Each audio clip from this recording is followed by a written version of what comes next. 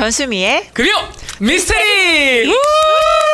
자, 돌아왔습니다. 누구와 함께 돌아왔느냐? 전수민 변호사님과 함께 돌아왔습니다. 아니, 또 다리가 안 나서요, 다리가. 예, 이게 인대가 한번 끊어지니까 회복이 참 어렵습니다. 6주를 부르셨는데 그래도 무릅쓰고 열심히 재활훈련 들어갔습니다. 여러분들 덕분입니다. 감사합니다. 잠깐만, 6주를 불렀어요. 그러면 지금 몇 주 남은 거예요, 지금? 지금 4주째니까 2주 남았는데 재활훈련 2주 동안 열심히 해야죠. 그러면 저 지금 목발이 있는데 목발은 2주 뒤면 안 보는 겁니까? 네, 그렇습니다. 아, 다행이다. 그리고 이제 안 빠지실 거죠? 아, 당연하죠. 아니요. 그 호사키 유지 교수님이랑 지난주에 했는데 본인이 초대해놓고 나서 본인이 안 오셔가지고 호사키 유지 교수님이 난감해하셨습니다. 네, 호사카 유지 교수님께 이 자리를 빌어서 굉장히 죄송하다는 말씀 꼭 올리겠습니다. 네, 좋습니다. 자, 오늘 게스트 소개 드디어 우리 변호사님께서 해주실 수 있겠습니다. 자, 변호사님 언제나 그렇듯 게스트 소개 부탁드립니다.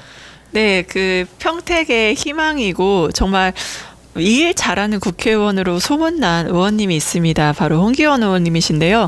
근데 이게 이력이 굉장히 특이하십니다. 이제 경제 관료로서 입문하시고 외교부, 그다음에 터키 이스탄불 총영사까지 하시고 인천광역시 국제관계대사도 하셔서 정말 외교통 국제통이시거든요.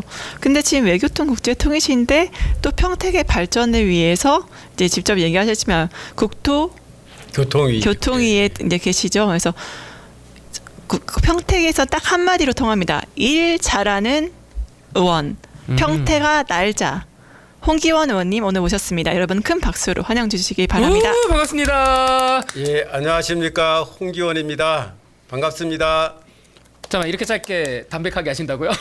우리 당원 동지 여러분들 많이 보고 계시니까 다시 한번 좀 임팩트 있게 인사 부탁드립니다. 네, 안녕하십니까, 평택시갑 출신 홍기원 의원입니다. 오늘 전수미 변호사님께서 저를 과도하게 이렇게 띄워주셨는데 예, 일 잘하는 의원으로 자리매김하기 위해서 정말 불철주야 노력하고 있다, 그렇게 말씀드립니다. 오늘 처음으로 우리 당원 동지 여러분들께 인사드리게 됐는데 열심히 하겠습니다. 와, 역시 당원 동지 여러분이 보고 있다고 딱 해야지 의원님들이 기합이 빡 삽니다. 아까 소개를 할 때 뭐 나르는 의원님 뭐 이렇게 표현을 하셨는데 나라라 평택. 뭐예요, 네. 그거? 예, 평택아 날자. 제가 그 2020년이죠. 네. 그 21대 선거 때 제 슬로건을 네. 평택아 날자로 그렇게 정해서 했습니다. 왜 평택아 날자예요? 그러니까 평택이 사실은 예전에는 좀 상당히 도농 복합 지역으로서 산업이나 또는 여러 면에서 크게 발전하지 못했는데 그 삼성전자가 들어오고 그 이후에 여러 면에서 굉장히 발전하고 있습니다. 그래서 평택이 좀 더 발전하자 하는 취지로 평택아 날자. 우리가 좀 정말 대한민국에서 제일 가는 도시가 되자 하는 그러한 의미를 담아서 그런 슬로건을 내걸었습니다. 좋네요. 긍정적 워딩이고. 그래, 평택 의원님 지역구에 제 친구가 이사를 가서 살아요, 지금. 아이 낳고 글로 이사를 갔는데 그거랑 딱 맞네요. 지금 성장하는 도시잖아요, 평택이. 예, 굉장히 빠르게 성장하고 있습니다. 매년 인구가 한 2만 명 내지 3만 명씩 증가하는 대한민국에서 몇 안 되는 그런 성장 도시입니다. 네, 이 얘기는 나중에 자세히 좀 듣기로 하고요. 우리 외교통 의원님 모셨어요. 네. 관련된 얘기 좀 들어봐야 되겠습니다. 더불어민주당에서 유일하게 외교관 출신의 국회의원이세요. 그러니까 정말 더불어민주당에서 완소 이제 의원님이라고 할 수 있는데, 그래서 외교안보 문제를 여쭙지 않을 수가 없습니다. 요즘 정말 외교안보 이런 얘기합니다. 대환장 외교. 환장해 버리겠다. 막 이런 외교, 이제 퍼주기 외교, 막 그런 정말 뭐 굴욕 외교, 이제 뭐 모든 문자를 붙여 사실 부족한 외교 현황인데, 이러한 정말 국제 통일시고 외교 전문가이시고 외교 관료 출신인 더불어민주당의 자랑, 외교관 출신의 의원님이 보시기에 요즘 외교 관련해서 너무나 많이 시끄럽잖아요. 최근에 부산에 어떤 일이 있었습니까? 바로 자위대가 우기기를 단체로 부산항에 들어오기도 했죠. 근데 언론에서는요, 제가 재밌는 걸 발견했는데 우길기라는 표현을 따로 쓰질 않더라고요. 저 그거 봤어요. 네. 햇살무늬기라고 쓴 언론 봤어요. 아마도 빗살무늬 토기에서 그 아이디어를 얻지 않아 선사시대 때 그 아이디어 얻지 않았나 싶은데 대통령이 일본에 대해서 친미 친이를 넘어서서 숭미 숭이를 한다. 너무 굴욕 외교를 한다. 저자세를 한다. 정말 언론도 자체적으로 정화하는 태도를 보이는데 이런 걸 봤을 때 좀 전문가로서 어떻게 보셨어요? 아마 그 국민이 대통령의 외교 또 정부의 외교를 걱정하는 거의 초유의 정부 아닌가 싶습니다. 네, 맞아요. 대통령이 외교 행사를 위해서 순방을 갈 때마다 계속해서 사고가 터졌고 네. 또 그게 최근까지도 계속됐지 않습니까? 네. 그리고 외교를 이렇게 열심히 한다고 그러는데 갈수록 우리나라의 그 국제사회에서의 입지는 더 좁아지고 또 국가의 안보나 국민이 느끼는 그런 안보에 대한 감정은 더 어려워지고 있잖아요. 네. 정말 국민이 정부의 또 대통령의 외교안보 행보를 걱정하는 그러한 상황이라고 생각하고요. 전승희 변호사님께서 말씀해 주신 그러한 표현들이 그걸 적나라하게 대변하는 거라고 생각합니다. 특히 일본에 대한 외교에 있어서 국민들 걱정이 클 뿐만 아니라 우라통 터지는 그러한 일들이 많이 벌어지고 있지 않습니까? 일본 정부가 일본 국민한테 하기도 어려운 그러한 발언들을 우리 대통령 또 우리 정부가 국민들한테 한단 말이에요. 방금 우길기 얘기도 하셨는데 그거를 정부 여당 쪽 사람들은 우길기가 아니라는 식으로 그게 무슨 자유함기니 무슨 뭐 아까 뭐 햇살무늬 기니 이런 표현을 쓰던데 그런 표현을 쓸 이유가 없지 않습니까? 네, 저희 측에서 일본 없죠. 정부는 자유함기는 우길기가 맞다. 그리고 우길기는 문제가 없다 이러는데 오히려 우리 정부나 여당이 나서 가지고 아 그거는 우길기라고 할 수 없다는 식의 표현을 한다든지 또 지금 우리 온 국민이 걱정하는 게 후쿠시마 원전 오염수 배출 문제잖아요. 그거에 있어서도 우리 정부가 우리 국민한테 그 오염수는 오염수라고 부르기보다는 뭐 처리수라고 부르는 게 맞다는 등 그게 일본 측의 주장이죠, 맞죠? 처리수라고 부르는 게. 사실 일본도 일부에서 그렇게 얘기하는 거지. 그 모든 사람이 그 처리수라고 부르지 않죠. 그 국제사회에서는 오염수라고 부르고 네. 뭐 몇몇 사람들이 처리수라고 부르는 경우는 있을지 모르겠지만 어쨌든 우리 국민 입장에서는 그 후쿠시마 오염수가 배출되면은 우리 그 안전에 생명에 위해가 있지 않느냐를 걱정하는 게 너무나 당연한데 오히려 우리 정부가 일본 정부보다 더 앞서서 나서서 그게 처리수라고 하는 등 아니면은 그 먹어도 별 문제가 없다는 식의 그러한 언행들을 하는데 우리 국민들이 이걸 어떻게 받아들이겠어요? 저는 제가 외교관의 그런 어떤 전문적인 경험이라 식견호소가 아니라 그냥 일반적인 우리 국민들이 보더라도 대일 외교 또는 중국이나 러시아를 적대적으로 만드는 그러한 외교를 보면은 모두 다 걱정하는 거 아니겠습니까? 네, 맞습니다. 예, 그래서 외교관으로서의 전문적인 견해도 필요 없을 정도로 지금 정부는 또 대통령은 외교를 너무 못하고 있다 그렇게 생각합니다.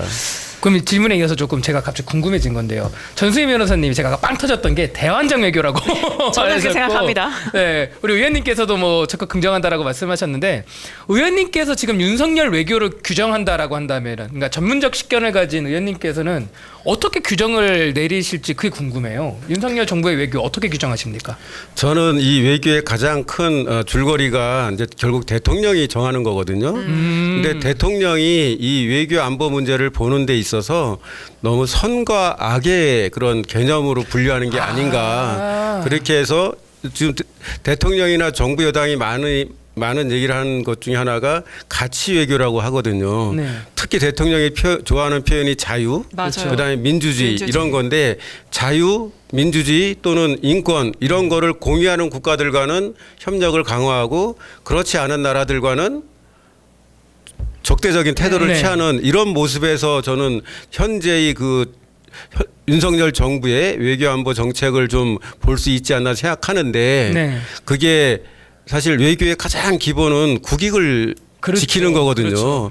그게 국익을 지키느냐 또 본질적으로는 우리나라의 안보에 도움이 되느냐 이거를 봐야 되는데 그것보다는 가치 외교를 더 중시하는. 근데 사실 가치 외교라는 것은 미국 같은 슈퍼파워 국가나 할 만한 그러한 그렇죠. 외교입니다.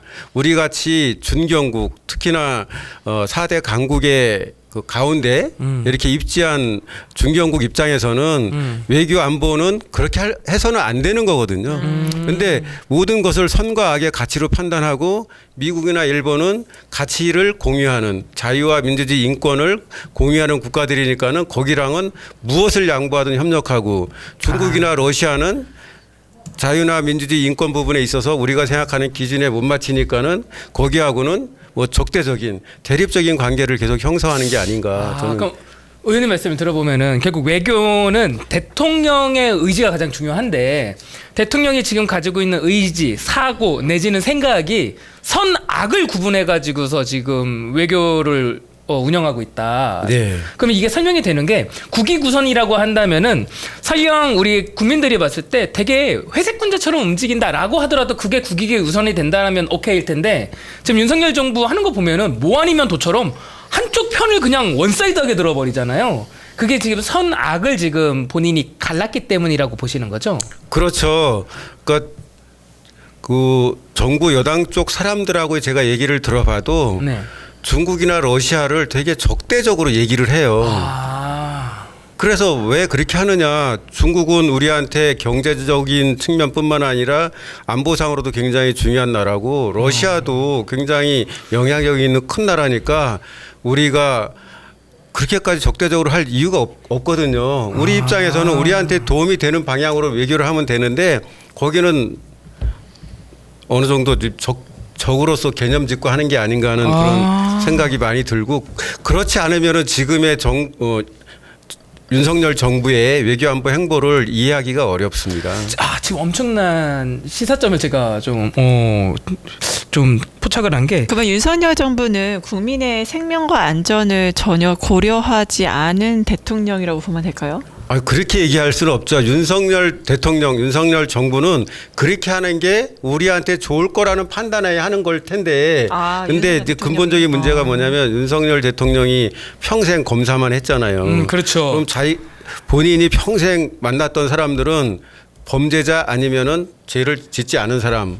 이렇게 두 가지로 가르는데 아주 익숙하기 때문에 그런 생각을 하는 게 아닐까. 그러니까 범죄자한테는 벌을 줘야 된다는 생각이 강하지 않습니까? 왜냐하면 중국과 러시아에도 한국에 많은 기업들이나 교민들이 있는데 이렇게 적대시한 행동을 했을 때 그게 교민들의 안전이나 생명에 어떠한 영향을 미칠지 기업인들에게 어떠한 영향을 미칠지를 생각 안 할 수가 없을까라고 해서 저는 이 사람은 국민의 생명과 안전을 전혀 고려하지 않는 사람인가? 그런 생각까지 들어서 좀 여쭤봤습니다. 예, 그 말씀이 당연히 맞는데 그것보다도 이 선과 악의 그런 이분법적 사고방식이 더 강하면은 설사 그러한 국민적인 또는 경제적인 손실이 좀 있더라도 이렇게 해야 된다는 그러한 판단이 강하지 않을까 저는 그렇게 느낍니다. 이게 저는 의원님 말씀에서 아까 제 시사점을 발견했다고 말씀을 드렸었던 게 이게 비단 외교 문제만 국한되는 게 아니고 만약 선과 악을 구분짓는 것을 처음부터 그렇게 하고 나중에 행동을 이어가는 게 윤석열의 기본적 세계관이라고 한다면은 모든 게 이해가 돼요. 가령 노동자들에 대해서 선과 악을 먼저 갈라버린 다음에 타협의 여지 없이 지금 막 괴롭히는 것들 그리고 제2의 야당도 적이라고 상정을 해놓고 나서 사실 말도 안 되잖아요. 대통령이라고 한다면은 제1야당과 협치를 해야 되는데 지금 그렇지 않고 있다는 거 모든 게 이해가 되네요. 예, 구소장님이 보시는 게 제가 볼 때도 그렇게 이해하면은 많은 부분이 이해할 수 있는 그러한 행위들을 하고 있다. 저 그렇게 생각하는데요. 그 노동 개혁한다고 했는데 내용을 자세히 보면은 노동자를 적으로 생각하고 누르고 억압하고 간첩으로 이런 것만 있지. 그렇죠. 어떻게 하면은 노사 관계를 좀 더 부드럽게 하고 어떻게 하면은 노동의 생산성을 높이고 어떻게 하면 노동자들이 인간다운 생활을 해서 정말 우리 사회적으로 통합을 하고 할지 이런 거에 대한 건 전혀 없이 노동자는 폭력배 조폭하는 식으로 굉장히 안 좋은 딱지를 딱 붙이고 그렇게 공격적인 적대적인 태도로 그렇게 하고 있지 않습니까? 오늘 뉴스를 보면은 네.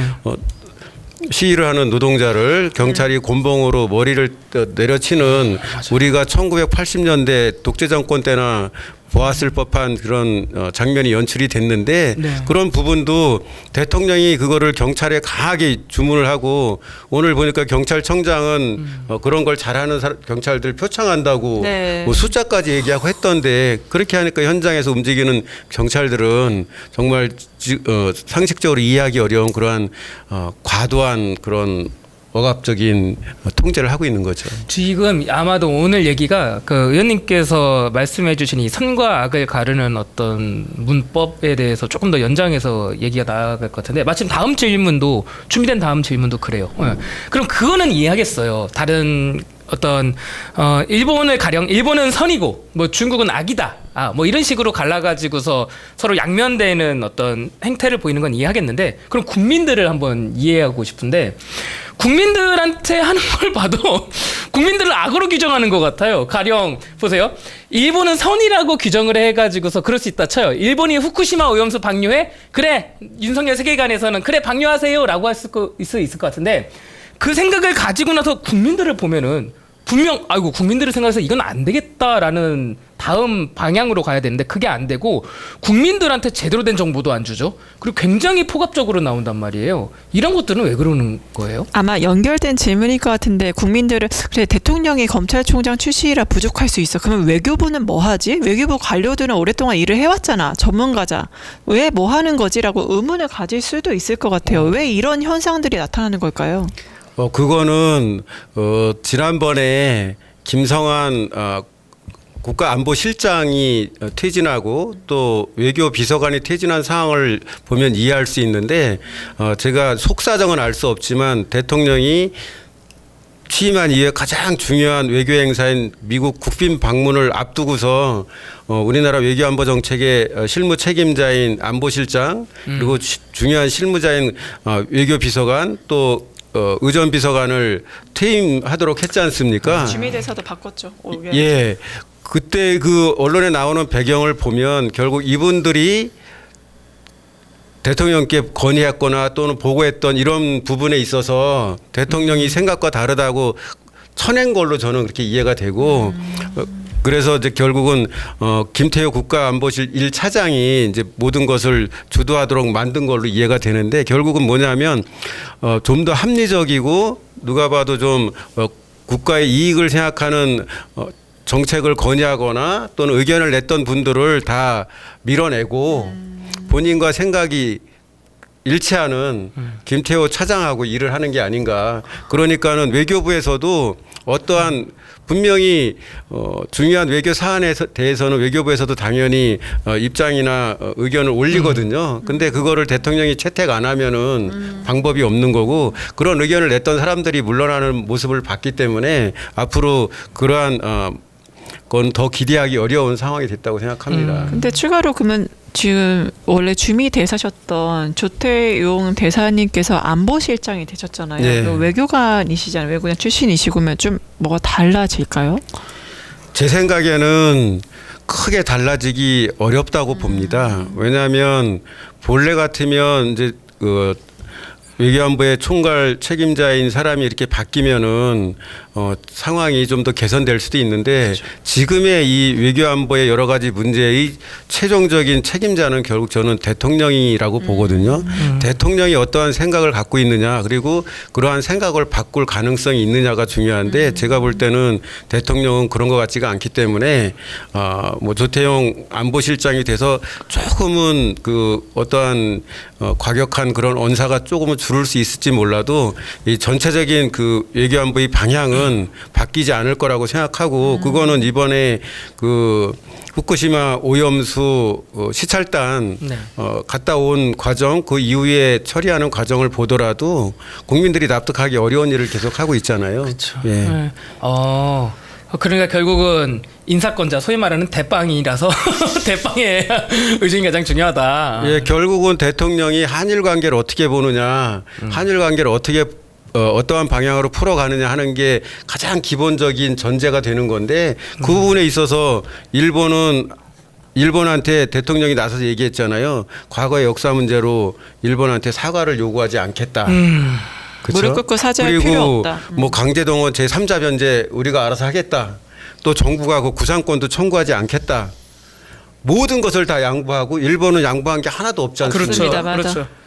그리고 그게 지금도 옳다고 주장을 하고 있잖아요. 네. 근데 심지어 제3자 변제하는 민법 469조는 당사자 동의 없이는 성립되지 않습니다. 근데 당사자들 피해자들 동의가 없음에도 지금 제3자 변제를 강요하고 있는 것 자체가 국민들의 기본 권리를 포기시키는 대통령이라는 형국 속에서 굉장히 많은 우려가 좀 있는 게 예, 사실이죠. 변호사시니까 너무나 네. 잘 아시는데 네. 당연히 제3자 변제는 당사자의 동의를 전제로 해야 되고 구상권 포기 같은 경우도 그건 그렇죠. 대통령이 임의대로 네. 포기할 수 있는 게 아니죠. 개인의 권리입니다. 네. 그거는 정부가 당연히 해야 될 의무이고 그런 건데 하여튼 대통령이 이러한 입장을 취하니까 그 일을 집행하는 밑에서는 거기에 맞춰서 일을 할 수밖에 없는 거고 그래서 전반적인 이러한 외교 안보상의 문제는 계속되고 국민들의 걱정도 덜어지지 않을 것이라 저는 그렇게 전망합니다. 네, 제가 처음 드렸던 질문을 다시 돌아와서 지금 다시 드려보자면은, 그러니까 일본을 어떻게 상정하고 있는지는 알겠어요. 그러니까 중국이랑 일본을 놓고 봤을 때, 그래 일본은 선이다. 일본이랑 뭔가 좀 잘해보자, 퍼주자. 이거는 이제 윤석열 대통령의 심증은 알겠어요. 근데 지금 하는 걸 보면은 강제동원 문제도 그러고 후쿠시마 오염수 방류 문제도 그러고 이 일본 측의 입장을 들어주다 보면 결국 국익을 해친단 말이에요. 일단은 제3자 변제안도 방금 말씀하셨는데 이 강제동원 문제도 제3자 변제안을 가져 나오는 순간 국민들한테 상처 주는 거고요. 우리 국민들한테. 그리고 후쿠시마 오염수 방류 문제는 이거는 지금 정치 이슈가 아니고 거의 생활 이슈라서 아이들도 반대를 하고 있어요. 아이들도. 그러면은 그러니까 외교 관계에서 크게 국가 대 국가로 봤을 때 일본은 선이다. 이렇게까지 그래 한다고 쳐요. 그러면은 그것과 마주놓고 봤을 때 국민들을 바라보면 이것은 국민들 국익을 해치는 거기 때문에 이렇게 하면 안 되겠다라는 사고로 나아가야 되는데 그렇지 않고 오히려 국민들을 설득하려고 하고 있고 그리고 국민들한테 조금 폭압적인 자세를 보이고 있단 말이에요. 이거는 어떻게 보고 계세요? 왜 이런다고? 그러니까 결국 그 대통령은 그 일본이 말하는 게 옳다. 그렇게 생각하고 있는 것 같아요. 그러니까 과학적 근거를 계속 얘기하잖아요. 예. 일본 측 근데 과학적 근거란 말에 절대 말려들면 안 되는 게 이제 저는 변호사니까 환경오염 사건을 하면 대기업이 그 폐수를 배출을 합니다. 그럼 그 지역 사람들이 갑자기 어지러워서 쓰러지고 피를 토하고 갑자기 병원에 간 환자가 많아져요.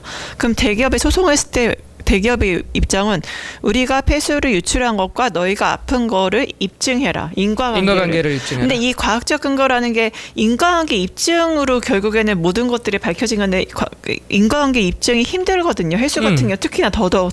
그러면은 과학적 근거를 계속 주장하는 일본 측 입장을 계속 받아들여서 과학적 근거에 따라서 문제 없으니까 문제 없다. 이렇게 얘기하는 게 저는 상식적으로 좀 변호사로서 이해가 안 가더라고요. 그렇죠. 우리 정부, 우리 국민 입장에서는 그 오염수가 우리 그 방출됐을 때, 배출됐을 때 우리나라 그 해양 수산물 또는 그 해수에 오염을 끼치느냐, 그것도 원전과 관련한 거니까 방사능 오염을 끼치느냐 안 끼치느냐 그 사실관계가 제일 중요한 거거든요. 그렇죠, 맞아요. 그러니까는 그게 조금이라도 문제가 없다는 게 확인이 되지 않는 이상 배출하면 안 된다고 그렇죠. 일단 전제하고 얘기를 시작해야 되는데 지금 정부나 여당이 하는 얘기를 보면은 문제가 없다고 오히려 국민을 설득하는 설득하죠. 듯한 맞아. 그 입장을 취하는데 저는 그거를 도저히 이해할 수가 없고 지금 우리 구소장님은 왜 정부가 그러냐 이렇게 말씀하셨는데 대통령의 사고방식이 일본과의 관계를 개선하는 게 최고의 목표고 그러기 위해서는 일본을 자극하면 안 되고 또 일본이 괜찮다고 하면은 뭐 믿어야 되고 뭐 이런 식의 소위 선의의 해석을 하는 것 같은데 그 지난번에 일본 방문하고 와서 우리 정부 여당 쪽에서 뭐라고 얘기했냐면 이제 물잔에 2분의 1을 채웠다. 네. 나머지 2분의 1을 일본이 채울 거를 기대한다 이렇게 얘기했는데 그 얘기는 뭐냐면 결국 일본의 선의를 기대한다는 거거든요. 근데 사실은 외교가 그래서 어려운 겁니다. 외교하는 데 있어서 중요한 게 국민들의 생각, 국민들의 감정이 있는 거거든요. 일본 국민이 일본 정부가 우리한테 역사 문제 사과를 하거나 또는 오염수 배출 문제에 있어서 우리하고 진지하게 논의하는 걸 일본 국민이 원치 않거나 또는 그걸 하면은 정권의 지지율이 떨어지거나 하면 할 수 없는 거거든요. 근데 우리 정부는 그런 선의를 기대하는 것 같은데 실제로 그 이후에 진행되는 상황을 보면 오히려 적반하장적으로 독도에 대한 영권 주장을 네, 더 강화하고 맞습니다. 또 후쿠시마산 수산물을 우리 보고 수입하라고 그러고 한마디로 말해서 물에서 건져줬더니 보따리 내놓으라고 하는 격이거든요. 정말 적절한 비유시네요. 예. 근데 일본 정부는 왜 그렇게 하냐면은 우리 정부가 그걸 다 들어주니까. 들어주니까는 이제 보따리까지 내놓으라고 하는 거예요. 우리가 처음부터 물에서 건져줄 때 제대로 했으면은 건져주고 나서는 고맙다는 소리를 들어야 되는데 지금은 니네는 가만히 있어. 우리가 다 알아서 할게. 지금 그렇게 다 해왔으니까는 일본 정부 입장에서는 계속 우리한테 요구만 하는 거죠. 자기네가 줄 필요 없이. 왜냐하면 거기서 우리에게 주려면은 정권의 지지율이 하락하는 그러한 민심도 걱정해야 되거든요. 근데 그런 거를 잘 모르는 건지 알고도 모른 척 하는 건지 참 걱정됩니다. 의원님 말씀 듣고 저 상당 부분 지금 정리가 많이 됐어요. 네. 이게 그러니까 사람이 모든 현상에 대해서 모두 관심을 가지고 모두 공감을 할 수는 없는 거잖아요. 어떤 현상에서 누구는 대한민국에서 일어나는 아이들의 어떤 그러니까 학대 문제보다 어떤 제3국의 아이들 문제에 더 관심을 가질 수도 있는 거고 이런 식으로 받아들이는 게 다른데 윤석열 지금 대통령이라는 사람은 일본과 우리 대한민국 국민이라는 두 가지 단위가 있을 때 일본이라는 곳에 더 공감대를 더 많이 형성하고 있는 사람처럼 보이네요. 그래서 그쪽에 말에 더 신뢰감을 보내고 예, 네. 제가 알기로는 윤석열 대통령이 부친이 일본에 장학생으로 가서 네. 공부를 했고 네. 거기서 어린 시절을 보냈고 그때 좋은 기억을 갖고 있는 걸로 이해하고 있고 또 지금 현재 외교안보팀의 가장 실세인 김태호 안보실 1차장은 일본의 낙하선의 총리 재단에서 준 상을 받은 소위 친일적인 학자로 알려져 있습니다. 그러니까 외교안보에 있어서 가장 핵심적인 역할을 하는 대통령과 또 김태호 차장이 일본에 이렇게 우호적인 그러한 생각을 갖고 있는 사람들이기 때문에 일본에 관해서 모든 것을 좋은 쪽으로만 해석하는 그런 경향이 있는 것 같고요. 아까 제가 그 선의에 기대면 안 된다고 말씀드렸는데 저는 이명박 정부 시절에도 제가 이런 얘기를 했었는데 뭐냐면은 한미 관계를 강화하는 것은 한미 동맹을 강화하는 것은 너무도 쉽다. 어떻게 하면 되느냐? 미국이 원하는 대로 다 해주면 된다. 미국이 원하는 대로 다 해주면 됩니다. 그게 대표적인 게 이명박 대통령이 미국을 처음 방문했을 때 한미 쇠고기 협상에서 미국이 원하는 대로 다 들어준 거거든요. 그때 어디 골프장에 가서 전동 카트에 그 옆에 그 조지 부시 대통령을 태우고 그때 그렇게 했었습니다. 그거는 그것 때문에 사실은 그 소위 광우병 시위가 커졌다고 저는 이해하는데 근데 그게 그러면은 예를 들면 그런 방법으로 한미 동맹을 강화하는 게 우리나라한테 국익에 부합하느냐 그렇지 않다고 보는 게요. 우리가 미국이 원하는 대로 다 해주면은 미국이 어떠한 중요한 외교안보 사안에 있어서 고민할 때 한국의 입장은 덜 고려할 겁니다. 왜냐하면은 한국은 미국이 원하는 대로 미국이 정한 대로 다 따라주기 때문에 한일 관계도 마찬가지입니다. 우리가 일본이 원하는 대로 일본이 생각하는 대로 다 해주면은 그러면은 일본도 똑같이 상응해서 해줄 걸로 기대를 했다면 그건 굉장한 잘못이라는 것이죠. 외교안보 문제는 국민 정서와 그게 따로 가기가 어려운 겁니다. 근데 우리 정부는 국민 정서와 너무나 다르게 가기 때문에 지금 이런 일이 벌어지는 건데 사실 일본 내에서 한국에 대한 정서가 아직은 좋지 않은 편이에요. 역사 문제가 됐든 또 다른 문제가 됐든 특히나 이제 일본이 우리를 언제나 한 수 아래로 봤었는데 맞아요. 어느 순간부터 한국이 일본보다 국제사회에서 더 잘 나가는 또 경제적으로도 더 이렇게 앞서 나가는 듯한 사실 반도체니 조선이니 또는 LED니 여러 면에서 우리가 일본보다 앞서 나가고 있거든요. 그런 면에 있어서 일본 국민들이나 일본 정부가 우리한테 좀 어느 정도 그런 경쟁 심리도 갖고 있는 맞습니다. 상황이기 때문에 우리가 일본한테 다 양보한다 해가지고 일본이 선의로 우리한테 나머지 컵에 잔을 채워주는. 채우는 그러한 방향으로 나오지는 않을 거다. 저는 사실 대정부 질문 때도 이런 문제를 지적을 했었습니다. 야, 이게 그렇지 않아도 다음에 물어보고 싶었던 게 제가 말씀을 듣다가요. 이 퍼주기 외교 이렇게 계속 하다가 앞으로 어떻게 될까요? 라고 여쭤보려고 했었는데 그 답을 이미 해주셨어요. 이 외교가 보니까 말씀을 듣다 보니까 결국 사람 사이 관계랑 좀 메커니즘이 비슷하네요. 이 친구들끼리 어디 놀러 갈 때 의견들 이렇게 단톡방에서 모으잖아요. 그러다 누구는 의견 안 묻고 그냥 계산해 놓는 친구들 있어요. 그럼 걔는 왜 안 물어봐? 걔는 우리 가는 대로 따라와. 하면서 그냥 껴놓는 친구들 있거든요. 지금 퍼주기 외교 하다 보면은 국제사회에서 대한민국이 그꼴 난다는 거잖아요. 그럼요. 네, 제 대한민국 얘기 안 물어봐도 돼. 대한민국 우리가 하라는 대로 하니까 뭐 더 챙겨줄 것도 없어. 이러면서 계속 흐르겠네요. 그게 이제 G7에서 이번에 정상회의에서 잘 보였던 게 G7 제가 일본 사이트 들어가서 공식 사진첩을 봤더니 초청국 사진이 아예 없습니다. 그리고 저희 그 젤렌스키 대통령이 들어가 있고 G7의 정상대 들어가 있고 유선 대통령 공식적인 사진에 없더라고요. 결국엔 그게 이번에 초청국의 지위가 어떠한지를 알 수 있는 단적인 예인데 외교는 기브 앤 테이크고 그쪽에서 얻을 게 있을 때 안 달라서 서로 양보를 하게 되고 뭔가를 취하려고 하는데 이렇게 일방적인 양보가 얼마나 국익에 도움이 될지 아마 의원님께서 그 점을 지적해 주신 게 아닌가 싶습니다. 예, 거기에 또 이제 중국과 러시아 얘기를 이제 안 할 수가 없는데요. 네.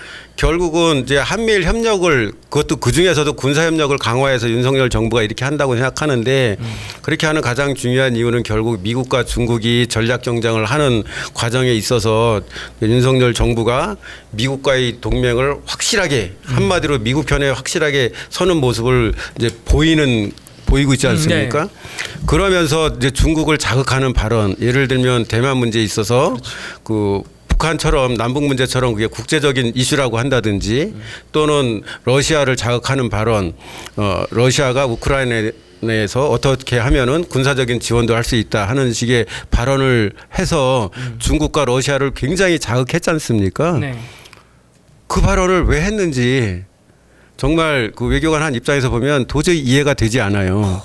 그러니까 논리적으로 설명이 불가능하다라는 거죠. 예, 그 발언을 해서 얻을 수 있는 건 하나도 없고 다만 잃을 것은 굉장히 많지 않습니까?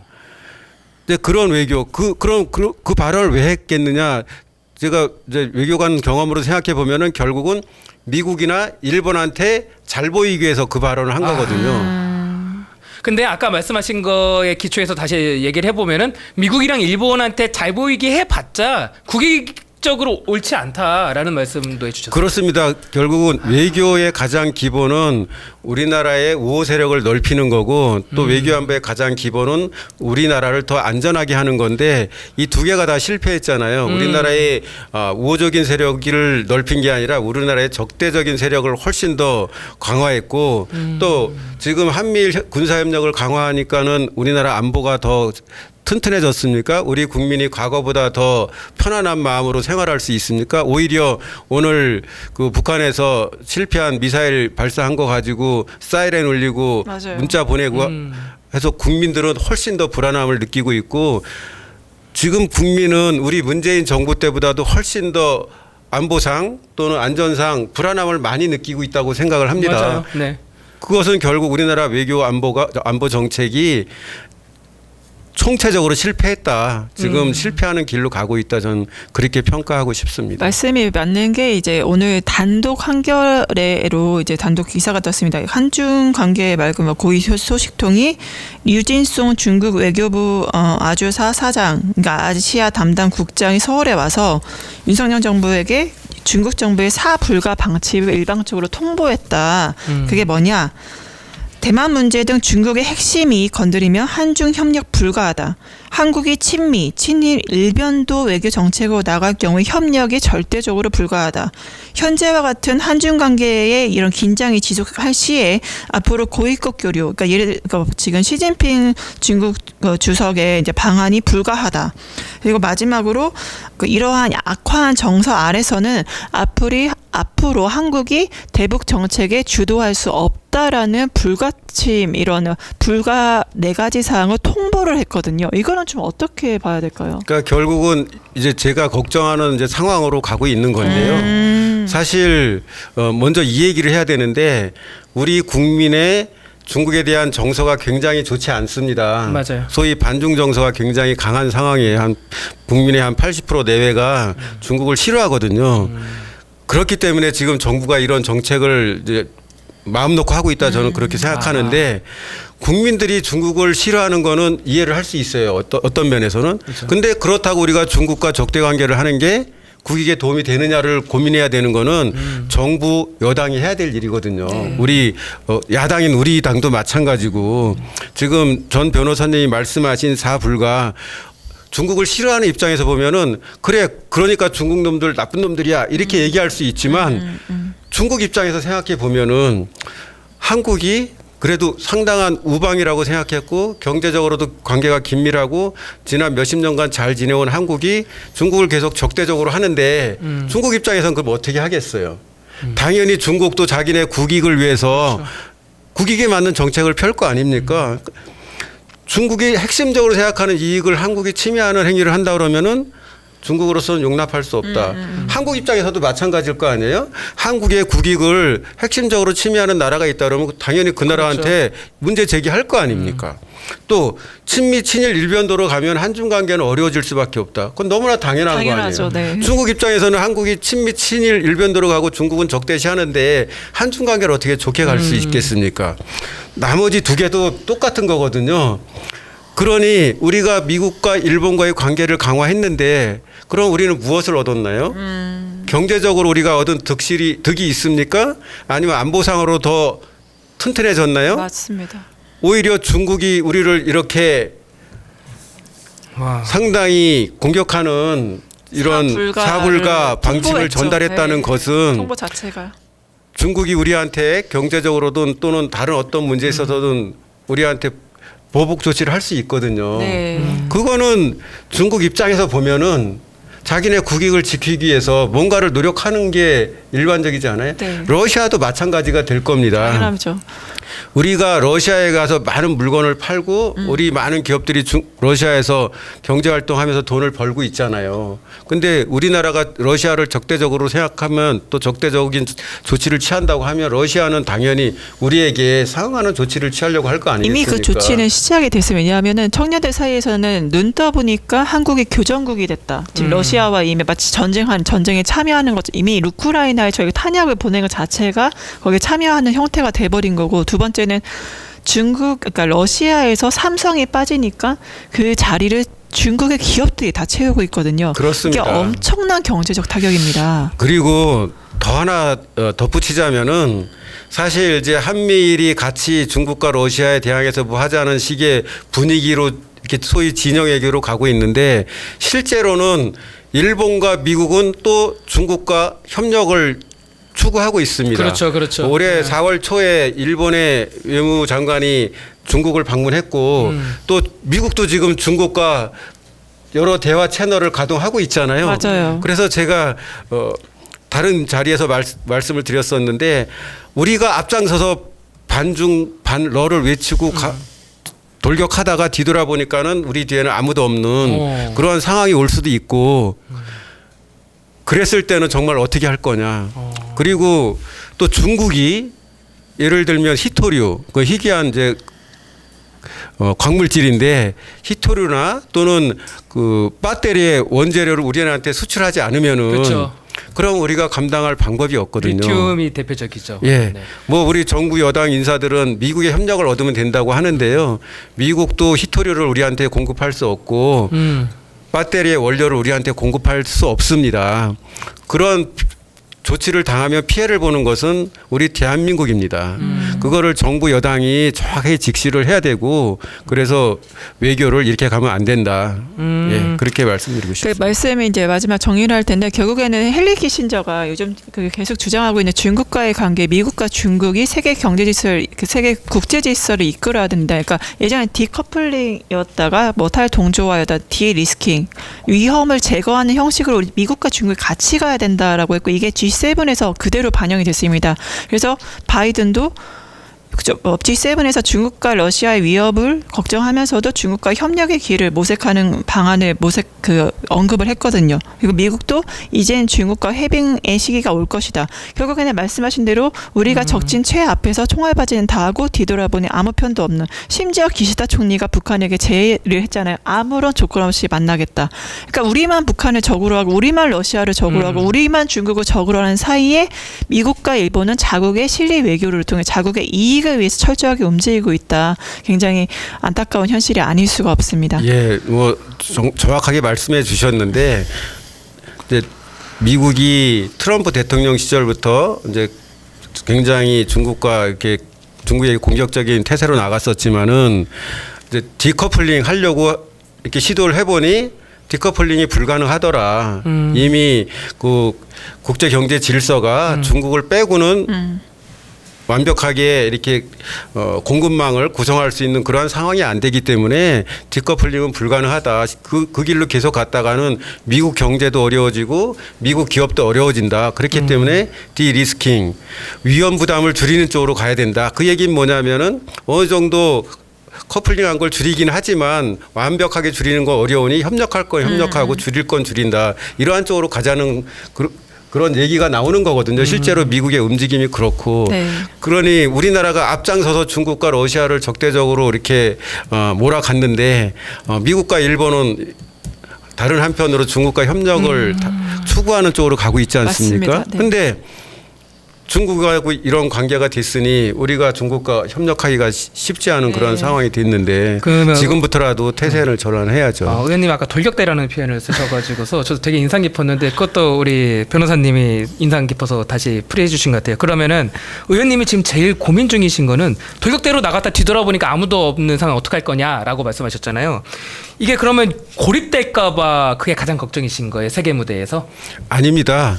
이렇게 한미일 또는 북중로로 갈라지는 이렇게 진영이 대립하는 외교 안보 정책으로 계속 가면은 그 자체로서 우리에게 국가 이익이 큰 손실이 온다. 맞습니다. 우리가 미국과 일본과의 그 협력을 강화하면서도 중국과 러시아와 이렇게 관계를 악화시킬 필요는 없다.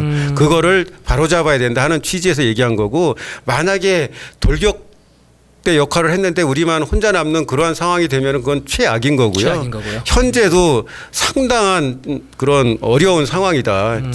지금이라도 바꿔야 된다. 그러한 얘기를 하는 거죠. 최악은 그러니까 고립까지 갈 수 있는데 지금은 아직 그런 상황은까지는 보이지 않는다. 아니 지금 이제 상당히 글로 왔죠. 진행이 왜냐하면 되고 있죠. 중국이 이번에 외교부에 이제 아주사장이면 아주국장인데 아주국장이 와서 우리나라 동부국장 중국 담당 국장한테 이 얘기를 한 거는 굉장히 심각한 발언이거든요. 맞아요. 그거는 공식적으로 중국 정부의 입장을 우리 정부에 전달한 거고, 전 사실 이번에 이게 뉴스에 나오기 전에 이미 다른 중국 전문가로부터 이런 얘기를 들었는데 이게 중국의 공식 입장인 거예요.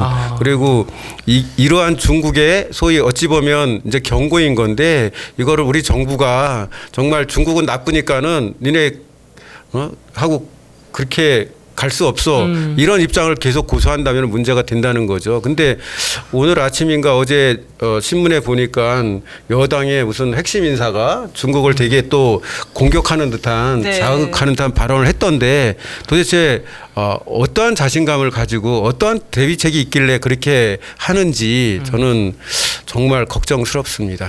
결국에는 혁신과 포퓰리즘의 차이는, 포퓰리즘 정치가들은 그 자신의 권력, 그 자신의 그런 제도의 개혁이나 제도 자체를 자신의 권력 강화에 쓰거든요. 지금 모든 외교를 사유화하고 권력을 사유화하는 이 그 당 국민의힘 움직임이나 대통령실의 움직임 자체가 더 철저히 그런 포퓰리즘에 근거한 자신의 지지율을 철저히 올리고 국익을 철저히 무시하는 그런 안타까운 기조 아래서 발생하는 일이 아닐까 싶습니다. 지금까지 계속 외교 이야기만 했는데요. 사실 홍기환 의원님은 외교 통일시고 국제 통일시지만 아까 그 국토교통이 이게 평택을 살리시는, 평택을 날게 하는 핵심적인 인물이십니다. 바로 일 잘하는 홍기원, 일 잘하는 국회의원, 바로 여기서 나온 건데요. 국민 주거와 관련한 법안도 지금 내세우고 계신데, 발의한 이제 공인중개사 교란행위 방지법이 얼마 전에 본회의를 통과했습니다. 공인중개사들이 이제 굉장히 큰 집단이잖아요. 그래서 사실 표가 떨어질까봐 뭐 나한테 불이익이 있을까봐 용기 내기 어려운 영역이었는데 이제 그런 불성실 행위, 불법 행위가 있어도 그걸 막는 법을 그래서 내기가 굉장히 쉽지 않았죠. 하지만 역시나 일 잘하는 국회의원 홍기영 의원이기 때문에 이거를 발의하신 걸로 알고 있는데요. 법안 발의하실 때 좀 어려운 점 없으셨을까요? 예, 그 말씀하신 법안이 이제 공인중개사법 개정안인데요. 그게 며칠 전에 이제 국회 본회의에서 통과됐습니다. 이제 그 법은 어떤 법이냐면 집값이 한창 올랐을 때 오르는 여러 가지 요인 중에 하나가 집값 담합 이런 게 네, 있거든요. 맞아요. 그리고 공인중개사들이 뭐 이렇게 좀 거짓으로 중개를 한다든지 그런 거를 신고센터에다가 신고하면은 거기서 조치하도록 돼 있어요. 이게 부동산 거래질서 교란행위 신고센터라고 부동산 원에 그런 게 있는데 제가 국정감사 준비를 해보니 거기에 신고는 많이 들어오는데 실제로 처리되는 건수는 많지 않은 거예요. 그래서 내용을 알아봤더니 신고되는 내용 중에는 무등록 중개행위 또는 공인중개사가 거짓말한 거 또는 공인중개사가 아닌 사람이 명의를 대여받아가지고 하는 이런 것들도 많이 신고를 하는데 그런 거는 신고센터에서 처리를 못하는 거예요. 왜요? 법에 규정이 없으니까. 근거가 없어요? 예. 아. 집값 담합 이런 거는 신고가 들어오면은 네.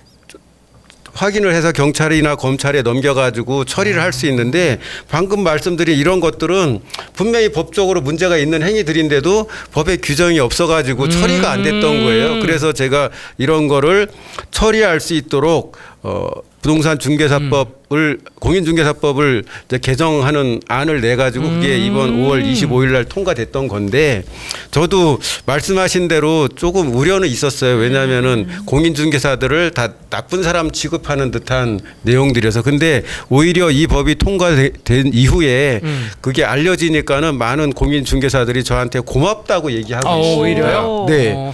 그렇죠. 왜냐면은 무등록 공인중개사들은 등록 공인중개사들의 적이잖아요. 어떻게 보면. 그런 것도 있고 사실은 공인중개사의 거짓 언행 이거는 중개사가 하는 행위고 그렇죠. 예. 또 공인중개사 자격증 명의대 이것도 공인중개사가 하는 건데 사실은 대다수의 공인중개사 지금 영업을 하는 공인중개사가 한 10만 명 되는데 대다수는 그런 일을 안 하거든요. 그렇죠. 그렇죠. 정말 극소수가 하는데 그 사람들이 하는 행위로 인해서 모든 공인중개사들이 한 몫으로 그냥 그렇지. 비난을 받잖아요. 도매급으로 취급받는다고 하죠. 네.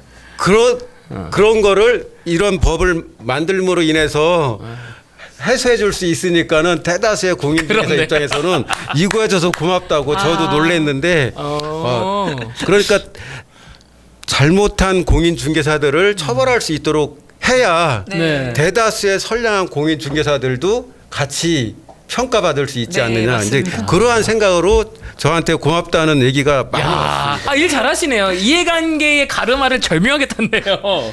교통 정리를 해주셨죠. 대로원 질서를 만들어 주신 거 굉장히 감사할 것 같습니다. 국회 통과했으면 이제 곧 시행되겠네요. 이제. 예, 그렇습니다. 일정한 유예 기간 거쳐서 시행이 되는데 사실 공인중개사 자격증을 대여한다든지 또는 중개하면서 이렇게 부풀려서 얘기한다든지 있는 걸 숨기다든지 이렇게 하면 안 되잖아요. 네, 맞아요. 근데 그거를 이제 처벌을 못해서 그동안 문제가 있던 거를 이렇게 한 건데 다행히 하여튼 제가 국회 국토교통위원을 오래 하다 보니까는 지역에서도 공인중개사들하고 또는 우리나라에 있는 공인중개사 협회하고도 이렇게 많은 의사소통을 해왔는데 그분들이 고맙다는 말을 많이 해주셔가지고 저도 좀 보람 있게 생각하고 있습니다. 되게 어려운 거예요. 제가 그 민주당에서 소확행 특별위원회라고 해서 소소하지만 우리들의 생활을 이제 좀 바꾸는 그런 것들에 간사로 했었는데 공인중개사 관련된 문제는 되게 피부로 와닿는 거잖아요, 시민들이. 예. 그래서 이걸 좀 바꾸려고 했는데 한국 공인중개사 협회가 대단히 이게 크더라고요, 힘이 세더라고요. 예. 그래서 이게 그냥 섣불리 건들기 어렵다는 걸 알고 있는데 의원님은 그냥 덜컥 건드셨네요, 그거를 또. 저는 이 법안 발의할 때 사실은 공인중개사 협회 쪽하고 네. 계속 이렇게 의사소통하면서 안을 준비했습니다. 사실 제가 공인중개사도 아니고 또 이쪽에 전문가도 아니잖아요. 그러니까는 국토부나 또는 실제 현장에서 공인중개 업무를 하는 분들하고 이렇게 의사소통을 하면서 안을 준비한 거예요. 그렇지 않으면은 제가 준비하는 이 법안이 제대로 된 건지 아닌지를 제가 자신할 수 없지 않습니까? 어쩐지 이해관계 가르마를 절묘하게 타셨다 했습니다. 소통하면서 준비하셨다. 네, 그렇습니다. 그러니까 저는 특히 국토교통위원으로 일하면서 이해관계인들을 많이 만나게 되는데 그 사람들을 적대시하고 일을 시작하면은 이게 일이 안 됩니다. 그러니까 그분들도 자기 나름대로 이해관계를 다 갖고 있잖아요. 그렇죠. 그중에 맞아요. 잘못된 거는 잘못된 거대로 고치도록 하고 잘된 거는 들어주고 그런 게 반영되도록 이렇게 해야 맞아요. 이 좋은 쪽으로 가지. 그 사람들은 국민들한테 욕먹는 사람 또는 우리나라 부동산 시장 이 불안정에 큰 역할을 하는 사람 이렇게 해서 배척하기 시작하면은 예, 그러면은 이게 좋은 방향으로 갈 수가 없고요. 또 그분들도 국민이잖아요. 네, 맞습니다. 예. 지금까지 외교 이야기 좀 깊게 해봤고 그다음에 상임위인 국토교통위 얘기도 좀 해봤는데 이제 끝낼 시간이 다가오는데 이 질문을 안 드릴 수는 없을 것 같아요. 윤석열 정부 이제 1년 간 넘겼는데 체감으로는 한 100년 된 것 같습니다. 1년밖에 안 됐다는 게 너무 절망스럽습니다. 그러니까 이걸 4번 더 살아야 하나. 좀 끔찍한 일이긴 한데 1년간 대통령 행보 한 줄 평하고 조금 설명을 더 붙여서 해주신다면요. 예, 저는 무능과 독선 무능과 독선. 그리고 검찰 독재 예, 이렇게 세 가지로 얘기하고 싶습니다. 제가 볼 때 너무 무능해요. 예, 이제 우리 민생과 가장 관련이 있는 경제 지금 제가 지역에서 우리 주민들 만나고 다니면 먹고 살기 힘들다는 얘기 수도 맞아요. 없이 많이 듣습니다. 코로나 시기보다 더 어렵다 그러거든요. 근데 지금 무역 적자 지금 14개월째 계속되고 있고요. 또 올해도 지금 5월 달까지 무역 적자가 300억 불 가까이 됩니다. 작년에 무역 적자가 478억 불이었는데 작년에 지금 60%를 넘었습니다. 수출은 갈수록 줄고 정말 어렵지 않습니까? 맞아요. 그리고 정말로 자영업자들 소상공인들 어렵다는 얘기 그렇게 많이 하는데 지금 정부에서 하는 중요한 정책 중에 이런 거를 보살피는 정책이 기억나는 게 있습니까? 없어요. 전혀 없어요. 수출을 활성화하기 위해서 또는 어려운 경제를 활성화하기 위해서 정부가 뭘 한다는 얘기를 듣지를 못하고 있습니다. 맞습니다. 오히려 우리한테 수출에 중요한 중국과 적대적으로 만들어가지고 가장 효자 수출 국가였던 중국이 지금은 제일 큰 적자 국가로 바뀌었는데도 불구하고 중국에 대해서 자극적인 발언이나 하고 네. 해볼 테면 해보라 이런 식으로 하는 게 경제에도 엄청나게 큰 타격이 있는 건데 맞아요. 그래서 경제 완전히 무능하고 외교안보 아까 말씀드린 진영 외교, 가치 외교 해가지고 우리나라 국민들이 안보가 더 튼튼해졌다고 느끼는 사람이 있습니까? 더 편안하게 생활한다고 느끼는 사람이 있습니까? 오히려 언제 어떤 일이 터질지 몰라서 불안해하고 있지 않습니까? 당연히 외교안보도 철저하게 실패했다 이렇게 얘기할 수밖에 없죠. 예. 그럼 독선은 또 뭐예요? 독선 말을 안 듣는. 예를 들면 이번에 어제 저희가 국회에서 이제 재부의해가지고 표결했다가 결국은 이제 200석을 못해서 통과가 안 된 간호법 같은 경우도 본인이 대통령 후보로서 공약이었죠. 하겠다고 약속한 거잖아요. 맞습니다. 그리고 우리 민주당이 또는 국민의힘도 이 법안을 발의를 했고 국회에서 사실 굉장히 많은 토론과 공청회와 논의를 거쳐서 의사들이 걱정하는 부분들 다 반영을 했거든요. 근데 이런 것도 국회에서 충분히 논의가 안 됐다고 그냥 거부권 행사하고 지난번에 거부권 행사했던 양곡관리법도 그렇죠. 마찬가지입니다. 그것도 민주당에 낸 안을 국회의장이 중재를 해서 굉장히 정부 여당의 입장을 반영해서 맞아요. 많이 완화했거든요. 국민들한테 후퇴한안이라고 타박 많이 받았어요. 엄청 많이 받았죠. 네. 실제로 국회의장님한테 직접 들은 얘기인데 이 법 이렇게 통과돼도 정부가 그 쌀이 남아돌아서 그거를 정부가 수매해야 되는 그런 거는 10년에 한 번 올까 말까 하다 할 정도로 굉장히 정부 여당의 입장을 많이 반영해서 통과를 시켰는데 그것도 포퓰리즘 정책이라고 그냥 일부의 거부권 행사했지 않습니까?